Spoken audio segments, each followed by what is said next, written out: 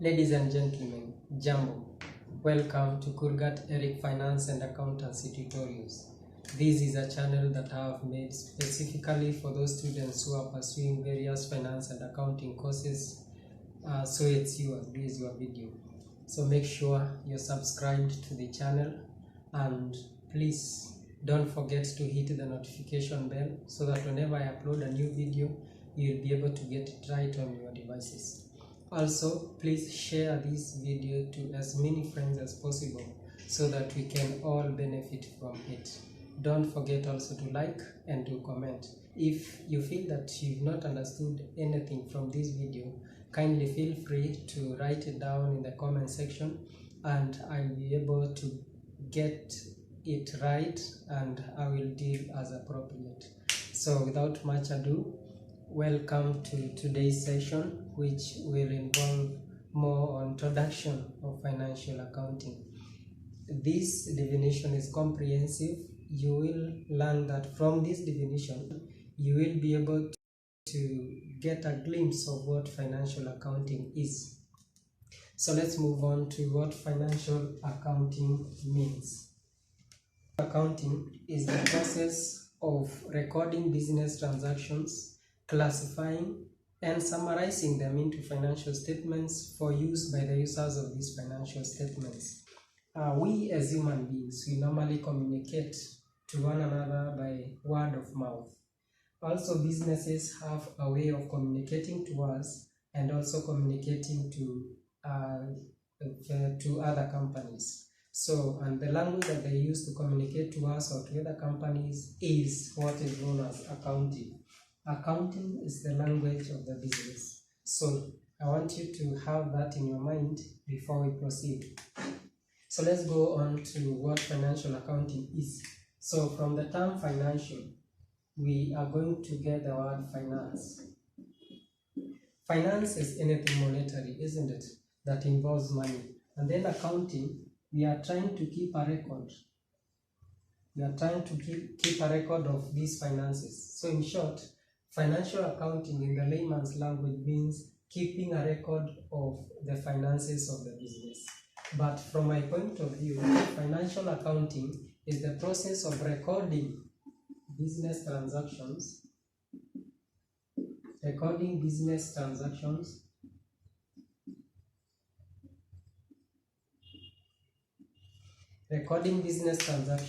classifying and summarizing them into financial statements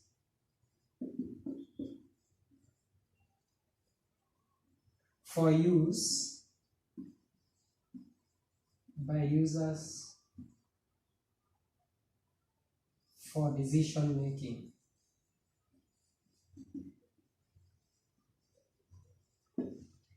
So that is a simple way of defining financial accounting.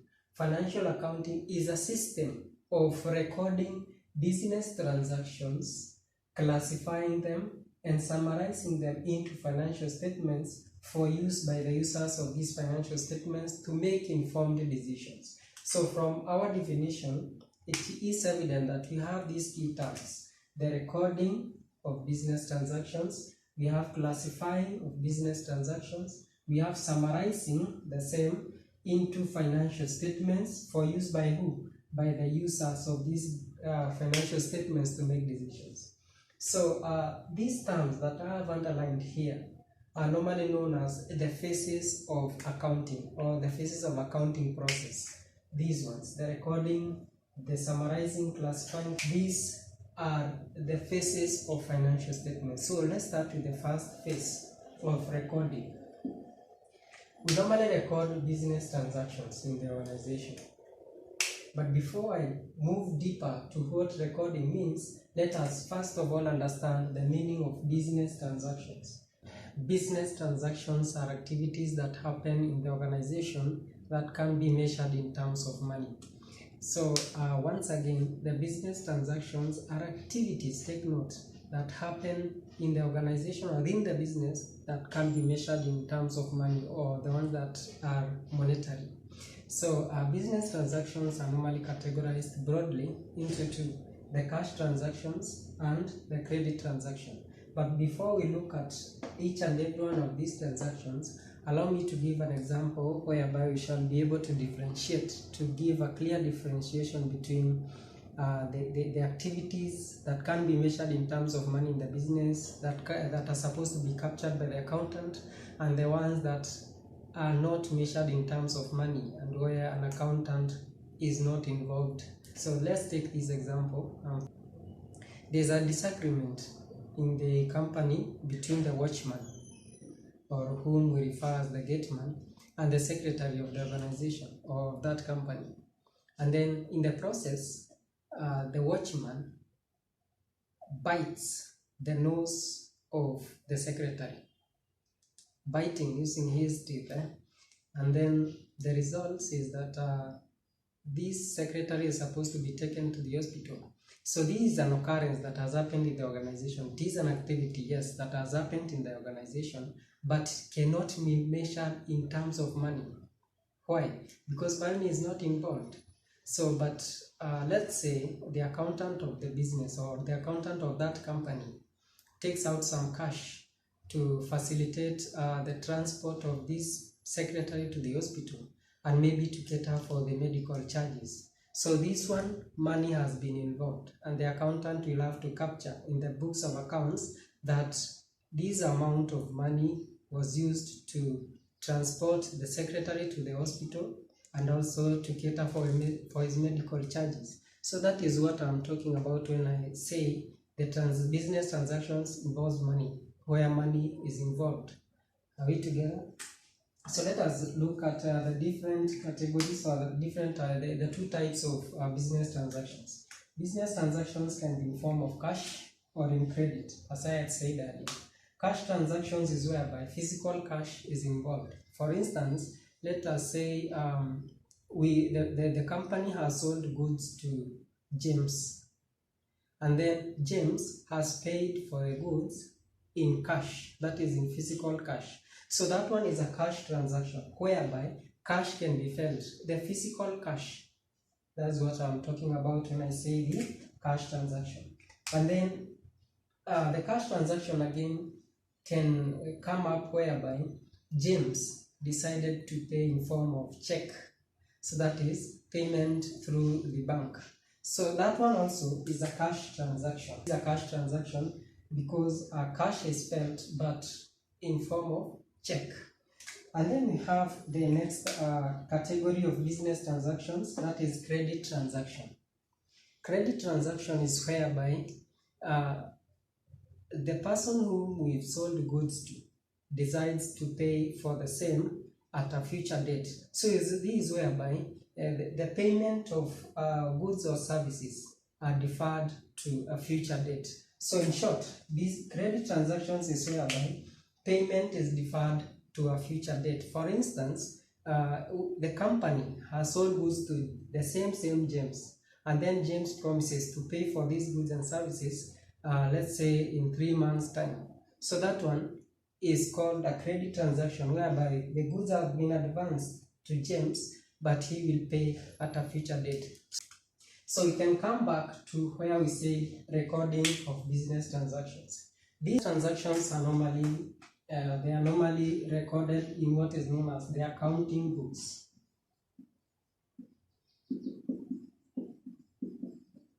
All the business transactions are recorded in the accounting books of the business. And these accounting books are normally divided into two. We have the subsidiary books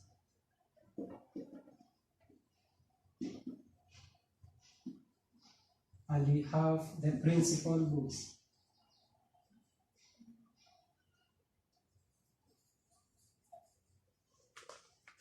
Sorry.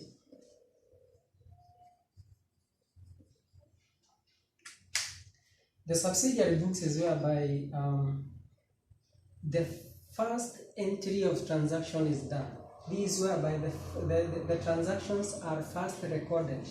This Subsidiary books can also be called the books of original entry. Books of original entry. They can also be called the books of prime entry. Books of prime entry. And they can also be called day books. And then the final word that I can use here is the journals. Journals. So all these terms here, the original entry, prime entry, day books, and the journals, they mean one and the same thing as the subsidiary books. This is where the transactions are first recorded before they are being transferred to the principal books.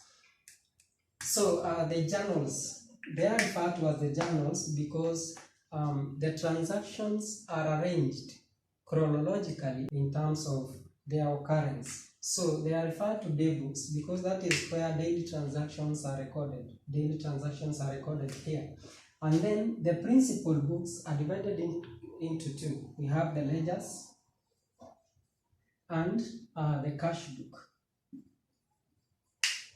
We will look at each and every one of these in our next session.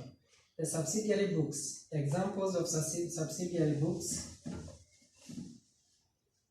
are the sales day book, or we can say the sales journal, the sales day book, and then we have the purchases day book, or what we can term as the purchase journal. We have the returns of these ones, the sales returns day book, or sales returns journal. We have purchases return journal. So these are just by the books of the subsidiary books. So in our next session, I will take you through each and every book here and show you how to enter the same information in books. So we'll undertake a comprehensive question that will help us open these books and then enter the figures as per how the question will be directing us. Classification is the next step of as far as our definition was concerned. Classification involves bringing together the business transactions that are of the same class so that we can post them into the ledger accounts. So this one should not give you a lot of problems because we shall do many questions as far as ledger accounts is concerned until you get to understand, because this is whereby we are trying to bring similar classes of transactions and post them into the relevant ledger accounts. And then after posting the same into relevant ledger accounts, we are going to extract what is known as a trial balance. A trial balance. After opening the ledger accounts, you extract the trial balance. So the trial balance is whereby we are trying to bring in the balances from the respective ledger accounts. We record the same in one statement that is known as the trial balance. And then from the trial balance is whereby we are going to do what is known as summarizing. Summarizing, which is a third phase of accounting. Summarizing the trial balance so that we can produce what? The financial statements. Financial statements. So we are summarizing the information from the trial balance so that we can produce what? The financial statements. And what are these financial statements? Financial statements are, number one, statement of profit and loss. Profit and loss. Number two, the statement or what we call the balance sheet. Balance sheet. And then number three, the statement of cash flows.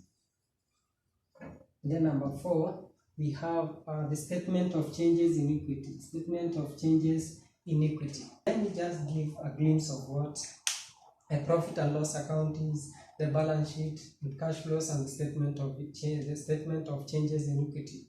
So the profit and loss account, from how it sounds, this is a statement that shows the profit or loss of the organization. So this one is a statement of the incomes and the losses or expenses of the organization to come up with either net loss or net profit in the organization. The balance sheet, on the other hand, This one is a statement that shows the assets, liabilities, and the capital of the organization. That is the balance sheet. The balance sheet also can be called the statement of financial position. The cash flow shows how the cash comes in to the organization and how the cash moves out of the organization. So in short, the cash flows will show the movement of cash in and out of the organization. So this one we shall do in our next sessions, God willing. Statement of changes in equity also involves either increase or decrease in capital. This one mostly involves the company accounts. The increase or decrease of capital, that is the owner's capital in the organization. So that's all about the recording, classifying, and summarizing of the business transaction. So let's move on to our final part of our definition today, and that part is the users of these financial statements. Who are these users who are going to use the financial statements to make informed decisions depending on how they have analyzed the information? So the users of financial statements are divided broadly into two: the internal users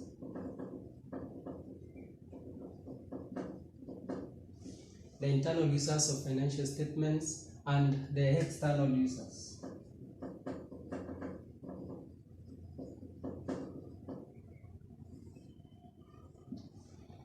The internal users of the financial statements, these are the people who are within the organization who are using this financial information to make decisions. And let's look at an example of management. The management of the organization. Remember, these are the people who have been entrusted by the shareholders to manage the operations of the organizations. So the management normally are the people who are tasked also with planning and decision making of the business operations. So the management will use the financial data in planning and also in decision making. Again, the management will prepare budgets and compare with the actual results. So that is how the management can use the financial information in making decisions or in making informed decisions about the company. And then number two, an internal user of the financial statements are the employees. The employees are the people who have been employed by the company so that it can help it in achieving its goals and also objectives. So the employees are normally interested in the stability and profitability of the employer. So if the employer is not stable and the employer normally registers losses each and every time, it means that the going concern of the company, according to the employees, is doubted. And if the going concern is doubted, then they will be forced to look for greener pastures. And if the company is doing well, then they will be encouraged by those financial information or financial data to retain their current postings. So that is how the employees can use these financial statements to make informed decisions. So let's now move on to the external users of financial statements. So let's start with the investors. The investors.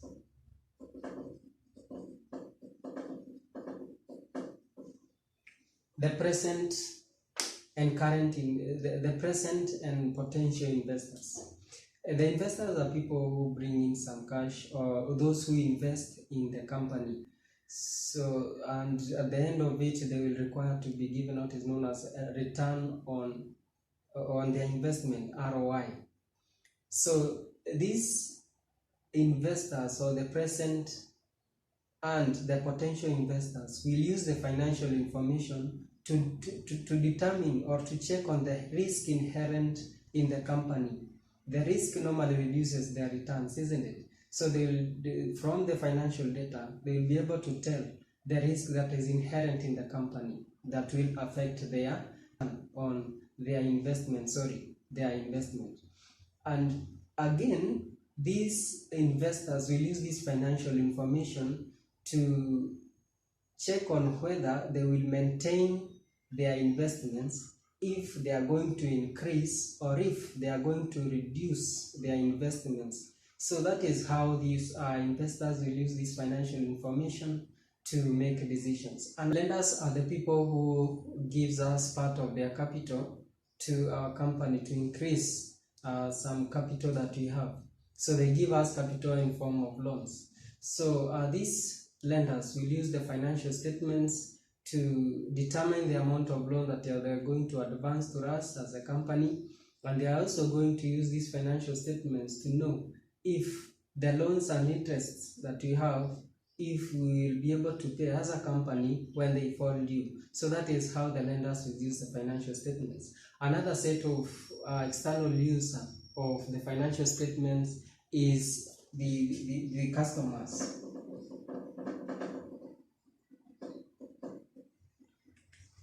Because we have those who lend to us on credit, we also have those we lend to also on credit, or these customers can be on credit or in cash.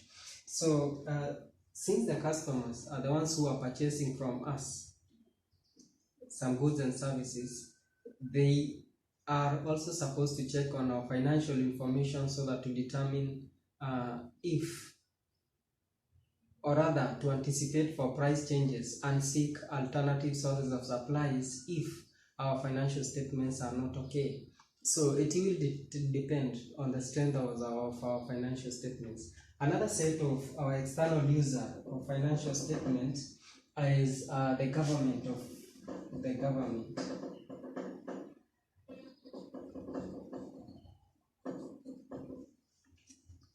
Remember, the government normally regulates activities of companies. Like for instance, in Kenya, the government normally regulates the activities of the company. So this government, after checking on the financial information of the company, they will be able to tell also the level of taxation that they will impose to our company.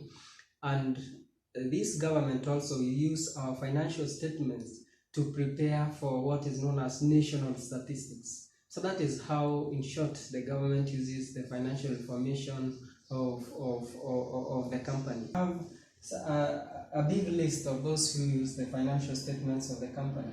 So make sure that in an exam setting, make sure to state the user of the financial statement, because that is mostly required. You state the user, you explain whom the user is, and you tell how this user is going to use the financial statements and what kind of decision are they going to make based on what they have checked from the financial from our financial statements. So that is all about today's lesson about the introduction to financial accounting. But before we end, the financial accounting is the system of recording business transactions, classifying and summarizing these business transactions into the financial statements for use by the users of the financial statements. We also underline some keywords there, like recording. We also underlined classifying. We also underlined summarizing. And the final part is interpretation.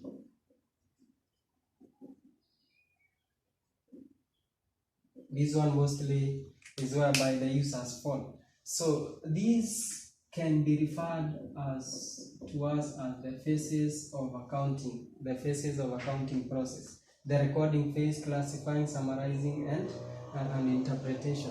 We say we normally record our transactions in accounting books, and accounting books are divided broadly into two: the subsidiary books, which can be called the books of original entry or the day books, or the journals, and you have the principal books, the ledgers and the cash book. And then we classify the transactions, or those transactions which are similar, we put them together and post them into the relevant ledger accounts, into the relevant ledger accounts. And then at the end of the period, we balance off the ledger accounts and come up with a trial balance. From the trial balance, we're able to extract the financial statements by summarizing. We summarize the trial balance to come up with what? The financial statements. And we say the financial statements, the first one is profit and loss account. The second one is the statement of financial position, which is also referred to as the balance sheet. The statement of cash flows and statement of changes in equity.